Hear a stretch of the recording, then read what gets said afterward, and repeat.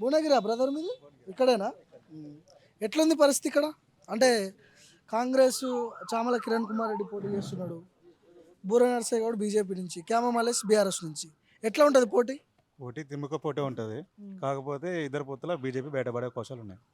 అంటే ఎవరు కొట్టుకుంటారు? కూడా ఇప్పుడు కాంగ్రెస్ టీఆర్ఎస్ కొట్లాడుకున్న మధ్యలో బీజేపీ కోట్లు బీజేపీ పడి మన మోడీ ఫేవర్లో మోడీకి బ్యూరోన్స్ గెలిచే అవకాశాలు చాలా ఉంటాయి. టీఆర్ఎస్ ఉందా భువనగిరిలో ఇంకా?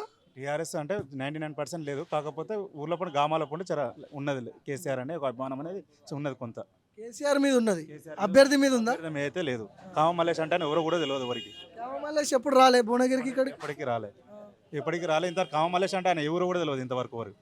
కాకపోతే ఇప్పుడు నామినేషన్లో అదొకటి ఇదోట్ల పేరు బయటపడుతుంది తప్పించి ఇంతవరకు ఆయన బోనెట్ వచ్చింది లేదు, చేసింది లేదు, ఆయన ఎవరు కూడా తెలియదు. కాంగ్రెస్ బీజేపీకి కొట్టుకుంటే, కాంగ్రెస్ బీఆర్ఎస్ కొట్టుకుంటే బీజేపీకి వెళ్తుంది అంటావు? 100% బీజేపీకి మోడీ ఫేవర్ ఉంది కాబట్టి మోడీ కంపల్సరీ బయటపడే అవకాశం ఆయన ఫేవర్లో బయటపడుతుంది. కాంగ్రెస్ పార్టీ నుంచి చామల కిరణ్ కుమార్ రెడ్డి చాలా బలంగా ఉన్నాడు కదా, ఆర్థికంగా డబ్బులు గిబ్బులు అన్ని పైసలు కట్టి ఉన్నాయంట కదా. వాళ్ళ మనుషులు వాళ్ళే కూడా కొడతారు ఖచ్చితంగా. వాళ్ళే వాళ్ళే కూడా కొడతారు. అంటే వాళ్ళంటే ఎవరు? వాళ్ళంటే వాళ్ళే కోమరెడ్డి బదర్సే కావచ్చు, ఇంకా వేరే వాటిలో కావచ్చు. వాళ్ళ బయటనే ఉంటారు కానీ లోపల అంతర్గత విషయాలు మనకు తెలియదు కదా. వాళ్ళకి పడే లోకల్నే చాలా టీమ్స్ ఉంటాయి. అట్లా దానివల్ల కంపల్సరీ బీజేపీ బయటపడే అవకాశం చాలా ఉన్నాయి. ఉమ్మడి నల్గొండ జిల్లా వ్యాప్తంగా కాంగ్రెసే ఉంది. భువనగిరి ఇటు అనిల్ కుమార్ రెడ్డి ఎమ్మెల్యే ఉన్నాడు. ఇదంతా ఎఫెక్ట్ చూపియదా కాంగ్రెస్ పార్టీ? చూపించదు. ఇప్పుడు కుంభమగంకి గెలవాలంటే చాలా మంది ఇప్పుడు కీలక పడని వాళ్ళు చాలా మంది ఉన్నారు. ఇప్పుడు కొంతమంది లీడర్లు ఉంటే కొంతమంది లీడర్లు ఉండరు. పోతా ప్రమోద్ ఉంటే కొంతమంది ఉండరు, ఇంకో వేరే భక్తులు ఉంటే వేరే వాళ్ళు ఉండరు. వాళ్ళకే పోటీలు ఉన్నప్పుడు వాళ్ళకే చేస్తారనే గ్యారంటీ కూడా లేదు కదా.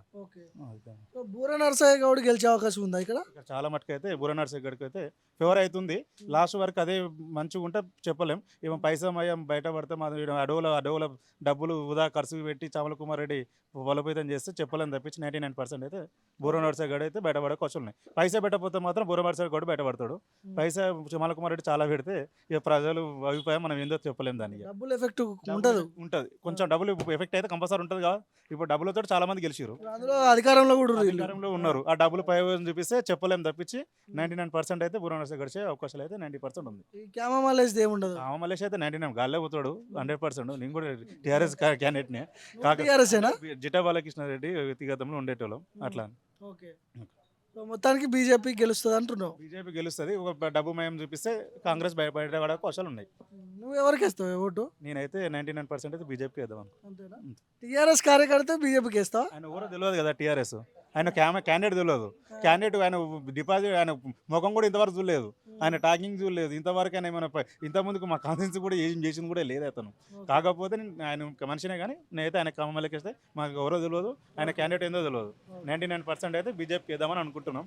ఇక మళ్ళీ తర్వాత ఇక చెప్పలేము. ఈ డబ్బులు మళ్ళీ మన ఒక్కరితో అయితే కాదు కదా, 7 కాన్ఫరెన్స్లు కాబట్టి ఈ డబ్బులు పైపోతం చేస్తే మాత్రం చెప్పలేము. బీజేపీకి ఎట్లుంటది ఇక్కడ ఫైట్? మోడీ పక్క మోడీ గారే పక్క. ఇప్పుడు ఎవరెవరు కొట్టుకోవాలి, ఎవరెవరు బయటపడతారు ఇక్కడ? ఏమో అది వేయన్న జనాలను కూడా నమ్మలేకుంటుంది. నువ్వు నేను అనుకుంటే అవుతుందా?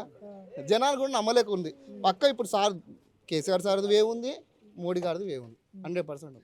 బూర నర్సయ్య కూడా గతంలో ఎంపీగా పనిచేసిండు కదా, ఆ అనుభవము చాలా ఎయిమ్స్ తీసుకొచ్చిన అంటున్నాడు, కేంద్రీయ విద్యాలయ ఇవన్నీ తీసుకొచ్చిన అంటున్నాడు. వాస్తవేనా? అది వాస్తవాలు చేసిండు. అంతకుముందు కూడా ఆయన ఉన్నంత వరకు ఆయన ఎంత చేయాలో అంతవరకు చేసుకోవచ్చు 100%.